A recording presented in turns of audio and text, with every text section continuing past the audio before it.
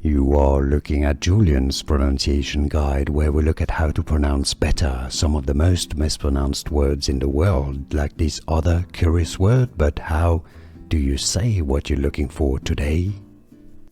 Let's learn once and for all how to pronounce this given name that is used in Spanish-speaking countries, also Portuguese.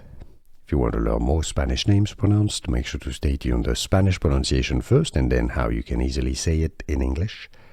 Humberto. In Spanish the H is not pronounced. No pronunciation here, silent H. Humberto. Humberto. The stress is on the ber syllable. In English, therefore, Humberto. Easy once you know how to pronounce English pronunciation and Spanish. Humberto or Humberto. Here are more videos on how to pronounce more confusing words and names too many mispronounced. Like this video if you found it useful. I appreciate your support. I'll see you soon and thanks for watching.